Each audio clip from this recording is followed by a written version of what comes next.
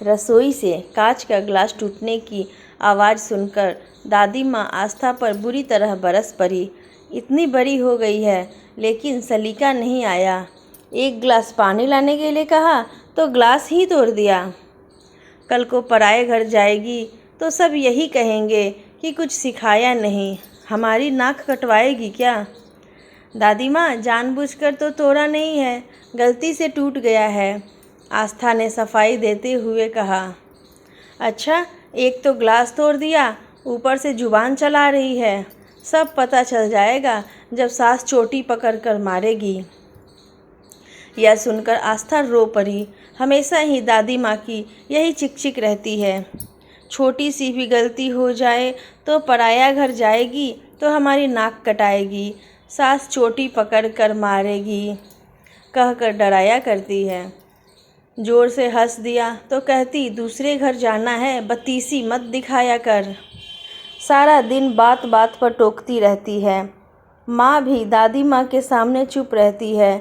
उसने कभी माँ को जोर से बोलते या हंसते हुए नहीं देखा। वह हर काम बड़ी सावधानी से करती है।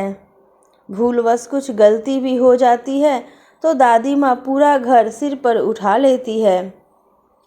पिताजी की भी हिम्मत नहीं पड़ती कि उनसे कुछ कहे। बचपन से ही दादी माँ की इस टोका टाकी की वजह से आस्था के कोमल मन में पराया घर और सास का भय समा गया। जब भी घर में उसकी शादी की चर्चा होती तो वह घबरा जाती। माँ का चेहरा सामने आ जाता कि शादी के बाद उसका भी यही हाल होगा। शादी के नाम से ही चिढ़ हो गई उसे। एक दिन उसे लड़के वाले देखने आए और पसंद भी कर लिया। फिर शीघ्र ही विवाह भी हो गया। सास और पराये घर का भय अब उसे और सताने लगा। विदा होकर जब कार में बैठी तो घबराहट की वजह से उसका बुरा हाल था। द्वार की रस्म के समय भी वह बुरी तरह काँप रही थी। उसको काँपते हुए देखकर बुआ सास ने कहा, क्या बात है बहू, तुम इतना काँप क्यों रही हो? क्या तबीयत खराब है तुम्हारी? अरे बुआ, आप समझती नहीं हो, हमारी भाभी जी को 104 डिग्री प्यार का बुखार चढ़ गया है, इसी वजह से कपकपा रही हैं। पीछे खड़े देवर अमन ने जब यह बात कही तो सब हंस पड़े, लेकिन आस्था को हंसी नहीं आई। सभी रस्में पूरी हो जाने के बाद उसे उसके कमरे में भेज दिया गया। थोड़ी देर बाद उसके पति अनुज भी कमरे में आ गए, लेकिन वह उनसे भी कुछ नहीं बोली। उसे गुमसुम देखकर अनुज ने उसे बाहों में भरकर कहा, तुम इतनी चुप क्यों हो, बोलती क्यों नहीं कुछ? लेकिन वह तो बुरी तरह डर रही थी। उसकी आवाज़ या हंसी कमरे से बाहर चली गई तो क्या होगा, सब लोग क्या कहेंगे? वह पूरी रात ठीक से सो भी नहीं पाई। उसे सुबह की चिंता थी, कहीं देर से आँख खुली तो उसकी दादी माँ की तरह सास उसको डांटने न लग जाए।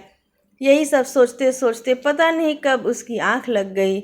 सुबह जब वह हड़बड़ा कर उठी और सामने घड़ी पर नज़र डाली तो सुबह के 8 बज रहे थे। अनुज उठ चुके थे। मारे डर के उसके आंसू निकल पड़े।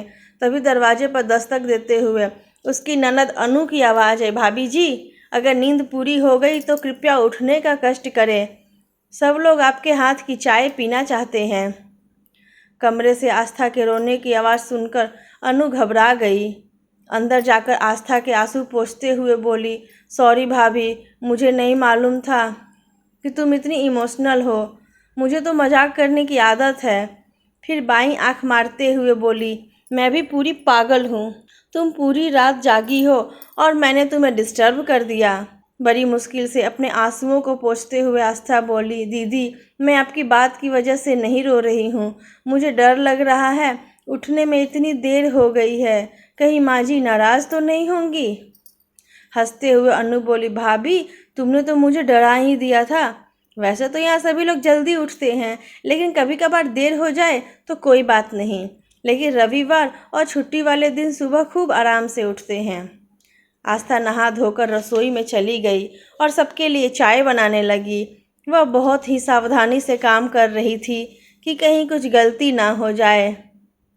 चाय की ट्रे लेकर जैसे ही वह रसोई से बाहर निकली, अमन ने उसे डराने के लिए कहा, भाभी, आपके सिर पर छिपकली है। यह सुनते ही उसके हाथ से चाय की ट्रे गिर पड़ी और वह बुरी तरह घबरा गई कि अब तो सास चोटी पकड़कर मारेगी। वह सिसकते हुए बोली, माँ जी, अमन भैया ने। रुलाई के कारण वह आगे कुछ नहीं बोल पाई। तब सास ने उसे समझाते हुए कहा, बेटे, कोई भी गलत काम जानबूझकर थोड़े किया जाता है। वह तो कभी कभी असावधानियों की वजह से गलतियां हो जाती हैं। इसमें रोने या घबराने की क्या बात है। वो तो अच्छा हुआ तुम जली नहीं। ये चाय के कप तुमसे ज़्यादा महंगे थोड़े ही हैं। हाँ माँ, तुम बिल्कुल ठीक कहती हो। और फिर इन कपों का भी अंत समय आ गया था। होने को कौन टाल सकता है। कहते हुए जोर से अमन हंस पड़ा। एक दिन शाम को सब लोग बैठे बातें कर रहे थे। अनुज ने सभी को एक चुटकुला सुनाया तो सभी लोग खिलखिलाकर जोर से हंस पड़े। आस्था भी जोर से हंस पड़ी। उसको हंसता हुआ देखकर सास बोली, कितनी अच्छी लगती हो हंसते हुए। खुलकर हंसना जरूरी होता है। गुमसुम रहने से बीमारियां घेर लेती हैं। अब तुम उसे हंसा हंसा कर उसका स्वास्थ्य ठीक रखना। कहते हुए ससुर भी हंस पड़े। अचानक अनुज बोला, माँ, हमारे साथ धोखा हुआ है। तुम्हारी बहू तो गूंगी है। तू खुद ही इतना बोलता है कि उसे बोलने का मौका ही नहीं मिलता। फिर आस्था के सिर पर प्यार से हाथ फेरते हुए सास बोली, गूंगे होंगे तेरे दुश्मन, मेरी बहू तो लाखों में एक है। धीरे धीरे उसने महसूस किया कि उसकी गलती पर सास डांटती नहीं बल्कि कितनी कुशलता और प्यार से समझा देती है। उसके अच्छे कामों की कितने खुले दिल से प्रशंसा करती है। भूलवश कुछ गलती भी हो जाए तो कभी कभी ऐसा भी होता है कहकर हंसा देती है और फिर बाद में प्यार से समझा भी देती है। धीरे धीरे आस्था के दिल से पराया घर और सास नाम का भय पूरी तरह खत्म हो गया। थोड़े दिनों बाद आस्था अपने पिताजी के साथ मायके आ गई। दादी माँ ने पिताजी से बहुत उत्सुकता से पूछा, क्या ससुराल वाले इसकी कुछ शिकायत कर रहे थे। पिताजी ने हंसते हुए बताया, नहीं तो, वह सब तो इसकी प्रशंसा कर रहे थे। सास तो कह रही थी, इतनी अच्छी बहू तो नसीब वालों को ही मिलती है। वह तो इसे आने नहीं दे रही थी। कह रही थी कि इसके जाने से घर सूना हो जाएगा। सारे दिन हंसती खिलखिलाती रहती है। यह सुनकर दादी माँ आश्चर्य से आस्था को देखने लगी। आस्था दादी माँ के गले से लिपट कर रोने का नाटक करते हुए बोली, और हाँ, मेरी सास रोज़ चोटी पकड़कर मुझे मारती भी थी। यह सुनकर दादी माँ सहित माँ और पिताजी भी जोर से हंस पड़े।